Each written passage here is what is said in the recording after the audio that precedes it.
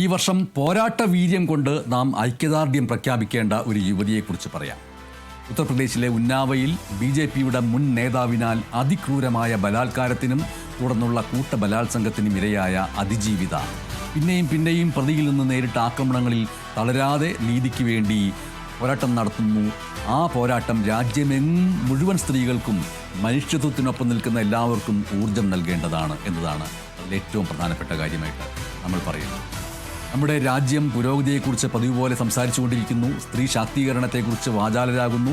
എന്നാൽ യഥാർത്ഥ സ്ത്രീ ശാക്തീകരണം എത്രമാത്രം കഠിനമായ സാഹചര്യങ്ങളിലാണ് സാധ്യമാകുന്നത് എന്ന് തെളിയിക്കുന്നതാണ് ഉന്നാവോയിലെ അതിജീവിതയ്ക്ക് നേരെ ഉണ്ടായ വലിയ പീഡനങ്ങളും ആ അതിജീവിതയ്ക്ക് ഈ നാളുകളിൽ നേരിടേണ്ടി വന്ന യാതനകളും എന്ന് പറയും.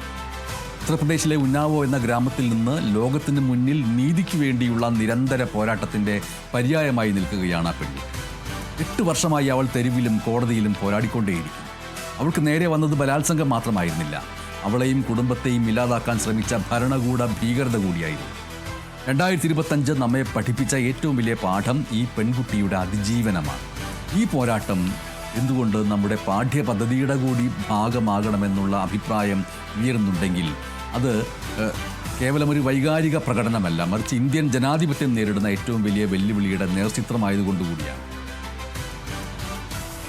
ജൂൺ മാസം 4-ാം തീയതി 2017 അന്ന് ഉന്നാവോയിലെ കരുത്തനായിട്ടുള്ള BJPയുടെ MLA ആയിരുന്നു കുൽദീപ് സിംഗ് സെങ്കാർ എന്ന് പറയുന്നത്. 4 തവണ MLA ആയിട്ടുള്ള വ്യക്തിയാണ് ഈ കുൽദീപ് സിംഗ് സെങ്കാർ എന്ന അന്നത്തെ BJPയുടെ MLA. അയാൾക്ക് മുന്നിൽ പോലീസ് വിറയ്ക്കും, ഉദ്യോഗസ്ഥർ ഓച്ചാനിച്ച് നിൽക്കുന്ന അവസ്ഥയാണ്. അത്തരമൊരു വ്യക്തിയുടെ അടുത്തേക്ക് ജോലി തേടിയാണ് ആ 17-കാരി അന്ന് ചെന്നത്. തനിക്ക് അഭയം നൽകേണ്ട ജനപ്രതിനിധി അവളെ നിഷ്ഠൂരമായിട്ട് ബലാത്സംഗം ചെയ്തു. അവിടെ അവസാനിച്ചില്ല, ദിവസങ്ങൾക്കകം അയാളുടെ ഗുണ്ടകൾ അവളെ തട്ടിക്കൊണ്ടുപോയിട്ട് കൂട്ട ബലാത്സംഗത്തിന് ഇരയാക്കി. ഒരു സാധാരണ പെൺകുട്ടിയാണെങ്കിൽ അവിടെ തകർന്നു പോകുമായിരുന്നു. പക്ഷെ അവൾ പരാതി നൽകാൻ തീരുമാനിച്ചു.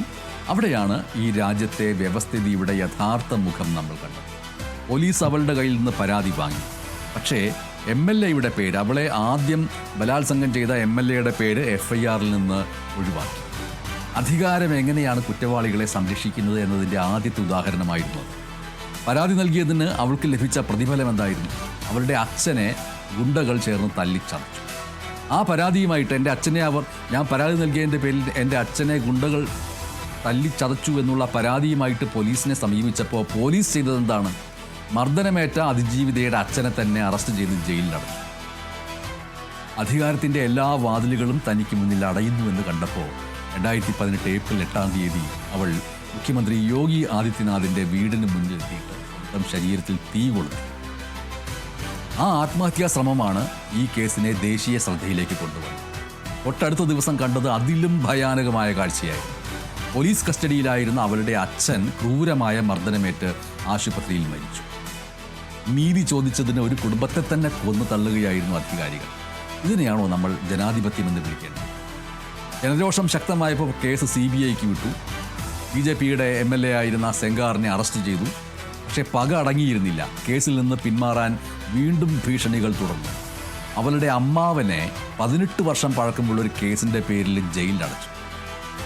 2019 ജൂലൈ മാസം 28-ാം തീയതി ഓർക്കേണ്ട ഒരു ദിവസമാണ്. ഈ അതിജീവിത ഈ പറയുന്ന ആദ്യത്തെ ബലാത്സംഗത്തിനിരയാവുകയും പിന്നീട് ഗുണ്ടകളാൽ തട്ടിക്കൊണ്ടുപോകപ്പെട്ട് കൂട്ട ബലാത്സംഗത്തിനിരയാവുകയും പരാതി നൽകിയപ്പോൾ പ്രതിയായിട്ടുള്ള MLAയുടെ പേര് അതിൽ നിന്ന് ഒഴിവാക്കപ്പെടുകയും പിന്നീട് അമ്മാവനെ തന്നെ കേസിൽ കൊടുക്കുകയും അച്ഛനെ തല്ലിച്ചതച്ച് ജയിലിലാക്കുകയും ഒക്കെ ചെയ്യപ്പെട്ടിട്ടുള്ള ആ അതിജീവിത 2019 ജൂലൈ 28-ാം തീയതി കുടുംബാംഗങ്ങളുമായിട്ട് കാറിൽ പോവുകയായിരുന്നു. ആ കാറിലേക്ക് നമ്പർ പ്ലേറ്റ് കറുത്ത പെയിൻ്റ് അടിച്ച് മറച്ച ഒരു ട്രക്ക് പാഞ്ഞ് കയറി. അതൊരു അപകടമല്ല, ആസൂത്രിതമായിട്ടുള്ള കൊലപാതക ശ്രമമായിരുന്നു. ആ ആസൂത്രിതമായ കൊലപാതക ശ്രമത്തിൽ അവളുടെ കൂടെയുണ്ടായിരുന്ന 2 ബന്ധുക്കൾ തൽക്ഷണം മരിച്ചു. മാസങ്ങളോളം അവൾ വെന്റിലേറ്ററിൽ മരണത്തോട് പൊരുതിക്കൊണ്ടു. പക്ഷെ മരണം പോലും അവൾക്ക് മുന്നിൽ പോയി. വെന്റിലേറ്ററിൽ നിന്ന് പുറത്തു വന്ന അവൾ ആദ്യം പറഞ്ഞത് എനിക്ക് നീതി വേണം, എനിക്ക് നീതി വേണം, എനിക്ക് നീതി വേണം. ആ ആവശ്യത്തിൻ്റെ മുമ്പിൽ സുപ്രീം കോടതിക്ക് ഒടുവിൽ ഇടപെടേണ്ടി വന്നു. ഉത്തർപ്രദേശിൽ അവൾക്ക് നീതി ലഭിക്കില്ല എന്ന് ഉറപ്പുള്ളത് കേസ് ഡൽഹിയിലേക്ക് മാറ്റി. 2019 ഡിസംബറിൽ BJP MLA ആയിരുന്ന BJPയുടെ ഇപ്പോൾ മുൻ നേതാവ് എന്ന് വിശേഷിപ്പിക്കുന്ന ഈ പറയുന്ന സെങ്കാറിന് കോടതി ജീവപര്യന്തം ശിക്ഷ വിധിച്ചു. നമ്മൾ കരുതുന്നത് നീതി നടപ്പിലായി എന്നാണ്. എന്നാൽ ഈ കഴിഞ്ഞ ഡിസംബർ 23-ാം തീയതി ഡൽഹി ഹൈക്കോടതിയിൽ നിന്നുണ്ടായ ഒരു വിധി നമ്മെ മൊത്തത്തിൽ അമ്പരപ്പിക്കുകയും അവളെ ബലാത്സംഗം ചെയ്ത, അവളെ കൂട്ടബലാത്സംഗത്തിന് വിട്ടുകൊടുത്ത പ്രതിയായിട്ടുള്ള BJP മുൻ നേതാവായിട്ടുള്ള സെങ്കാറിൻ്റെ ശിക്ഷ മരവിപ്പിക്കുകയും അയാൾക്ക് ജാമ്യം അനുവദിക്കുകയും ചെയ്തു. അതിന് കോടതി പറഞ്ഞ കാരണം അതിലേറെ വിചിത്രമാണ്. ഒരു MLA എന്ന് പറയുന്ന ആള് പൊതുപ്രവർത്തകൻ, പബ്ലിക് സർവൻ്റ് എന്ന നിർവചനത്തിൽ വരില്ലത്രേ. പോക്സോ നിയമപ്രകാരം ഒരു പൊതുപ്രവർത്തകൻ കുറ്റം ചെയ്താൽ ശിക്ഷ കടുപ്പമാണ്.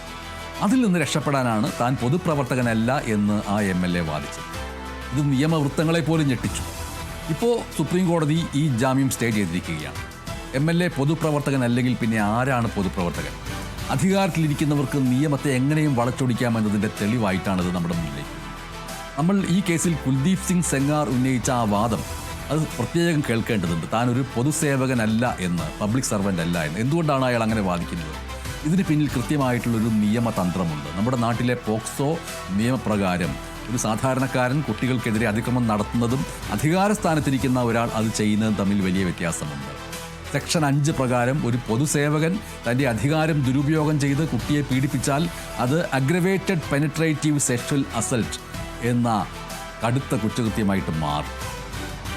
ഇതിന് കുറഞ്ഞത് 20 വർഷം മുതൽ ആജീവനാന്തം വരെ തടവ് ശിക്ഷ ലഭിക്കുകയും ചെയ്യാം. ഭാരതീയ ന്യായ സംഹിതയ്ക്ക് മുൻപുള്ള IPC സെക്ഷൻ 21 പ്രകാരം ആരൊക്കെയാണ് പൊതുസേവകർ എന്ന് കൃത്യമായിട്ട് പറയുന്നുണ്ട്. അതിൽ ജനപ്രതിനിധികളെ, അതായത് MLA, MP അവരെ ഉൾപ്പെടുത്തുന്ന കാര്യത്തിൽ കാലാകാലങ്ങളായിട്ട് പല നിയമതർക്കങ്ങളും നടന്നിട്ടുണ്ട്. എന്നാൽ സുപ്രീം കോടതിയുടെ മുൻവിധികൾ പ്രകാരം ശമ്പളവും ആനുകൂല്യങ്ങളും സർക്കാരിൽ നിന്ന് കൈപ്പറ്റുന്ന ജനപ്രതിനിധികൾ പൊതുസേവകർ തന്നെയാണ്. എന്നിട്ടും ശിക്ഷാകാലാവധി കുറയ്ക്കാനും ജാമ്യം എളുപ്പമാക്കാനുമാണ് താൻ ആ നിർവചനത്തിൽ വരില്ല എന്ന് പ്രതിപാദിച്ചത്. ഇത് അംഗീകരിച്ച ഹൈക്കോടതി നിരീക്ഷണം പ്രധാനപ്പെട്ടതാണ്. ആ ഹൈക്കോടതി നിരീക്ഷണം അതുകൊണ്ടാണ് നീതിപീഠങ്ങളെ പോലും ഞെട്ടിച്ചത്. അപ്പോൾ ഉന്നാവോ ഒരു ഒറ്റപ്പെട്ട സംഭവമല്ല. ഉന്നാവോ നമുക്ക് നൽകുന്ന ആഘാതം വളരെ വലുതാണ്. പക്ഷേ ഇന്ത്യയുടെ ചരിത്രത്തിൽ അധികാരം ഉപയോഗിച്ച് നീതിയെ അട്ടിമറിക്കാൻ ശ്രമിച്ച സമാനമായ മറ്റു ചില കേസുകൾ കൂടി നമ്മൾ ഓർക്കേണ്ടതുണ്ട്. എങ്കിൽ മാത്രമേ ഈ പോരാട്ടത്തിൻ്റെ തീവ്രത നമ്മൾക്ക് മനസ്സിലാവുകയുള്ളൂ. ധൻവാരി ദേവി കേസാണ് അതിൽ ഏറ്റവും പ്രധാനപ്പെട്ട കാര്യം. 1992-ൽ രാജസ്ഥാനിലെ ഒരു സാധാരണ സാമൂഹിക പ്രവർത്തകയായിരുന്നു ധൻവാരി ദേവി. ബാലവിവാഹത്തിനെതിരെ അവൾ പോരാടി. ആ പോരാട്ടത്തിന് ഉയർന്ന ജാതിയിൽപ്പെട്ട സ്വാധീന ശക്തിയുള്ളവർ അവളെ കൂട്ടബലാത്സംഗം ചെയ്തു. അന്ന് കോടതി പറഞ്ഞത് ഉയർന്ന ജാതിക്കാർ താഴ്ന്ന ജാതിയിലുള്ള ഒരു സ്ത്രീയെ തൊടില്ല, അതുകൊണ്ട് ഇത് നടന്നിട്ടില്ല എന്നാണ്. ഈ അനീതിക്കെതിരെയുള്ള പോരാട്ടമാണ് പിന്നീട് തൊഴിലിടങ്ങളിലെ സ്ത്രീ സുരക്ഷയ്ക്കായിട്ടുള്ള വിശാഖ ഗൈഡ് ലൈൻസിനും പിന്നീട് 2013 നിയമത്തിനുമൊക്കെ വഴിയൊരുക്കിയത്. കത്വ കേസാണ് മറ്റൊന്ന്. 2018 ജമ്മു കശ്മീരിലെ 8 വയസ്സുകാരിയായിട്ടുള്ള പെൺകുട്ടിയെ ക്ഷേത്രത്തിനകത്ത് തടവിൽ പാർപ്പിച്ച് ക്രൂരമായി പീഡിപ്പിച്ചു കൊന്ന കേസ്. അവിടെയും പ്രതികൾക്കായിട്ട് വാദിക്കാൻ രാഷ്ട്രീയക്കാരും ചില സംഘടനകളും ഒക്കെ തെരുവിലിറങ്ങി. ഭരണകൂടത്തിൻ്റെ തണലിൽ കുറ്റവാളികളെ സംരക്ഷിക്കാൻ നോക്കിയ മറ്റൊരു ഹീനമായിട്ടുള്ള അധ്യായമായിരുന്നത്. മറ്റൊന്ന് 2020 ഹാത്രസ് സംഭവം. അവിടെ ഉത്തർപ്രദേശിൽ നടന്ന മറ്റൊരു സംഭവം. പെൺകുട്ടിയുടെ മൃതദേഹം വീട്ടുകാർക്ക് വിട്ടുകൊടുക്കാതെ രാത്രിയുടെ പകുതിയിൽ പോലീസ് തന്നെ കത്തിച്ചു കളഞ്ഞു. തെളിവുകൾ നശിപ്പിക്കാൻ ഭരണകൂടം നേരിട്ട് ഇടപെട്ടതിൻ്റെ ഭീകരമായിട്ട് ഉദാഹരണമായിരുന്നു ഈ ഹാത്രസ്. ഈ കേസുകളിലെല്ലാം ഇരകൾ ഒന്നുകിൽ കൊല്ലപ്പെടുകയോ അല്ലെങ്കിൽ പോരാട്ടം പാതി വഴിയിൽ ഉപേക്ഷിക്കുകയോ ചെയ്തു. എന്നാൽ ഉന്നാവോയിലെ ഈ പെൺകുട്ടി അങ്ങനെയല്ല. അവൾ സാക്ഷിയായിട്ട് മാറി, അവൾ പരാതിക്കാരിയായിട്ട് മാറി, അവൾ പോരാളിയായിട്ട് മാറി. ആ പോരാട്ടം ഇപ്പോഴും തുടരുന്നു. സ്വന്തം അച്ഛൻ്റെ ശവസംസ്കാരം പോലും കാണാൻ കഴിയാത്ത വിധം ജയിലിലും ആശുപത്രിയിലുമായി കഴിഞ്ഞിട്ടും തനിക്ക് നേരെ വന്ന ട്രക്കിന് മുന്നിൽ മരിച്ചു പോകാതെ ജീവിതത്തിലേക്ക് തിരിച്ചു വന്നത് അവൾക്ക് ആരോടൊക്കെയോ ചിലത് പറയാനുള്ളത് കൊണ്ടാണ്. നിങ്ങൾ എത്ര വലിയ അധികാരിയായാലും എൻ്റെ നിശ്ചയദാർഢ്യത്തിന് മുന്നിൽ നിങ്ങൾ തോൽക്കും എന്ന ആ സന്ദേശം വളരെ പ്രധാനപ്പെട്ട ഒന്നായിട്ട് നമ്മുടെ മുന്നിലേക്ക് വരുന്നു. ഇന്ത്യയിൽ ഓരോ ദിവസവും ശരാശരി 86 ബലാത്സംഗ കേസുകൾ രജിസ്റ്റർ ചെയ്യപ്പെടുന്നുണ്ട്. അതാണ് NCRBയുടെ കണക്കുകൾ പറയുന്നത്. ആ ഇരകളാവുന്നവർക്ക് എത്ര പേർക്ക് നീതി ലഭിക്കുന്നുണ്ട്? എത്ര പേർക്ക് ഇത്രയും കാലം പൊരുതി നിൽക്കാൻ സാധിക്കുന്നുണ്ട്? ഉന്നാവോയിലെ പെൺകുട്ടി വെറുമൊരു ഇരയല്ല, അവൾ ഒരു യുദ്ധമാണ് നടത്തിക്കൊണ്ടിരിക്കുന്നത്. ഭരണകൂടം, പോലീസ്, ഗുണ്ടകൾ, നിയമത്തിലെ നൂലാമാലകൾ ഇതിനെല്ലാം ഒറ്റയ്ക്ക് നേരിട്ടവളാണ്. ബലാത്സംഗം ചെയ്യപ്പെട്ടാൽ ജീവിതം അവസാനിച്ചു എന്ന് കരുതുന്നവർക്ക് മുന്നിൽ തല ഉയർത്തിപ്പിടിച്ച് പ്രതിയെ ജയിലടയ്ക്കാൻ പോരാടിയവളാണവൾ. സ്ത്രീ ശാക്തീകരണത്തെക്കുറിച്ച് സംസാരിക്കുന്നവർ ആ പെൺകുട്ടിയെ നോക്കി പഠിക്കേണ്ടിയിരിക്കുന്നു. നമുക്ക് വേണ്ടത് അനുതാപമല്ല, നീതി ഉറപ്പാക്കുന്ന വ്യവസ്ഥിതിയാണ്. ഉന്നാവോ പെൺകുട്ടിയുടെ ജീവിതകഥ വാസ്തവത്തിൽ ഇന്ത്യയിലെ ഓരോ വിദ്യാലയത്തിലും പഠിപ്പിക്കണമെന്നുള്ള അഭിപ്രായം സമൂഹത്തിൻ്റെ പല കോണുകളിൽ നിന്നും ഉയരുന്നത് അതുകൊണ്ട് തന്നെയാണ്. അധികാരം എത്ര വലുതായാലും നീതിക്ക് മുന്നിൽ അത് വിട്ടുമടക്കും എന്ന് വരും തലമുറ അറിയണം. നീതിയുടെ ഈ തീക്കനൽ അണയാതിരിക്കട്ടെ എന്ന്